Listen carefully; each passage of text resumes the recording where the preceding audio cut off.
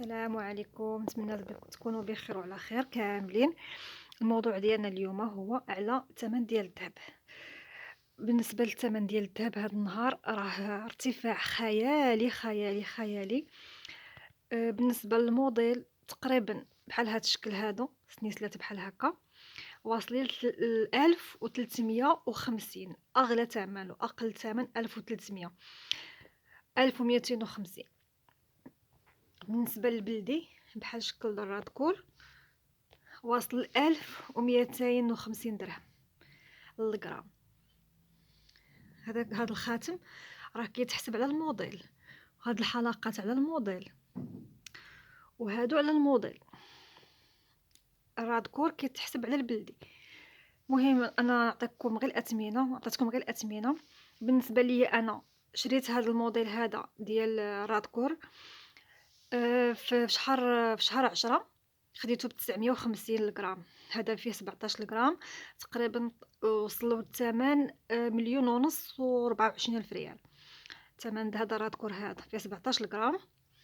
بالنسبه لهاد السنيسله هذه كبيره مع التعليقه مع هاد الحلقات مع هاد الخاتم، صراحه خديتهم غاليين في شهر 10 وخديتهم غاليين. حسبهم ليا ب1080 درهم. كان ديك الساعات باقي ما وصلش الموديل لهاد الثمن، وخديتهم انا صراحه غاليين. يعني فيهم الحلقات وفيهم الخاتم وفيهم هاد السلسله هادي التعليقه خديتها واقيلا ب1000 درهم. هادي ديال تخوات دي، هادي خديتها ب1000 درهم. هادشي كنهضر على شهر 10. بالنسبه للشهر انا تقريبا دابا من شهر 10 وانا شريت في شهر 10 وشريت في شهر 11 وشريت في شهر 12 وشريت في شهر واحد. بالنسبه في شهر 11 شريت الغورميت ديال اليد بحال هذا ديال الرادكور ديال اليد. خديته حسبوا لي ب1070 درهم.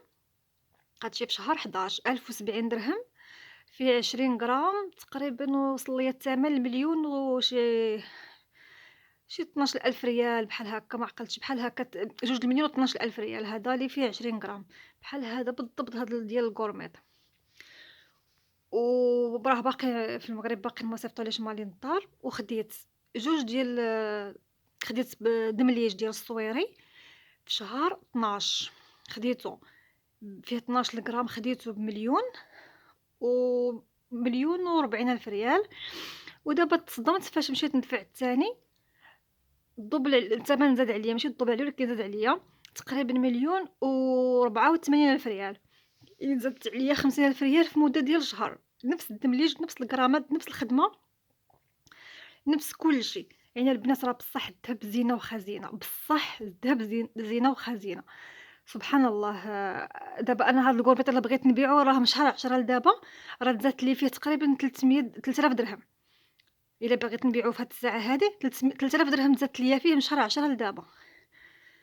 يعني راه انسان قد ما شرا قد ما قدر يشري. ولكن الا كانت عندك الفلوس محطوطه ما محتاجه ليهاش تشري من الاحسن فيها الذهب. الا كنتي محتاجه لها ومحتاجاها في مده زعما غير قصيره تشري وترجعي تبيعي، راكي غادي تخسري في الذهب ديالك.